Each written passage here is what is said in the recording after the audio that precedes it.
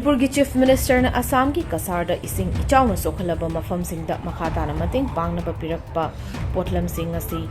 Assam Manipuri Youth Association AAMYA da khutshinarakhre Potlamshing ngasi hayeng dagi meeyam da yenthokpa houragani haina ngasi nungthil Cachar District ki Lakhipur ki Binakandi Part 2 da leiba Assam Barak Catering Service Hall da pangthokpa pau ki mifam amada Assam Manipuri Youth Association AAMYA ki Chief Advisor Kshetrimayum Kundal na haikre Mahang na Makha tana haikibada Assam gi maru oina Barak Valley da khanghaudana mamang da amukta thokidaba mawngda ising isaw nangduna khul kaya awaba mayoknaba asida AAMYA na meeyam gi mateng yahonjabani Cachar District Administration nasu ising isaw na awaba taraba singmongteng pangni adumoinamak magtay taba khulsingda mateng yaudaba yauri maram masina Manipur gi Chief Minister na Assam Barak Valley gi dabag lupa crore amagi chana thaknaba amadi hidak langthaksing Cachar District Administration da mateng panglakpa sulaikre Makha tarakpada AAMYA gi khuthangda amukhana Manipur gi CM na Barak Valley gi manung hanjinna leiliba khulsing gi damak ngasi Cachar Lakhipur da leiba AAMYA gi mobile camp da relief package ama yaholakre hariba Potlamshing asi hayeng dagi yenthokpa houragani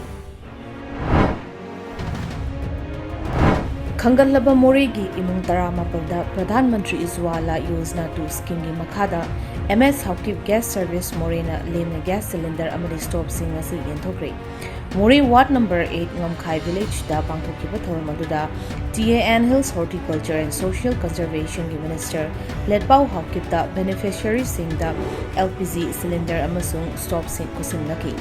ngasi gi thoromaduda SP Technopal B Gwalyangmang su sarukyaki Tharomasiga Mari Lenana Minister Ledpau Haukip na Pauni Singda Phongthokibada Pradhan Mantri Ujwala Yojana scheme asigi makhada nupi khaktaki oiba gas cylinder stop yauna mari leinaba Potlamshing yenthokpani hariba Potlamshing asi More da leiba MS Haukip gas agency gi makhada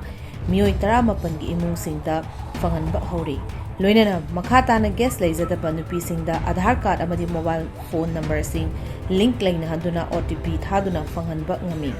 masida mioi kharana che sang suraga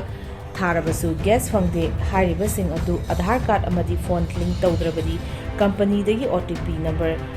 yaudaba maramna ming kathalakpadagi fangdabani haiki ngasi Jiribam district ki ningsingkhul da leiba Phamung Yankhai Thaba Hospital da Mar Youth Association Jiribam Headquarter Mar Inpui Jiribam HNU Block 6 amadi All Jiribam United Club Association Ajukana Punna Kusamna Duna Social Service Pangthokre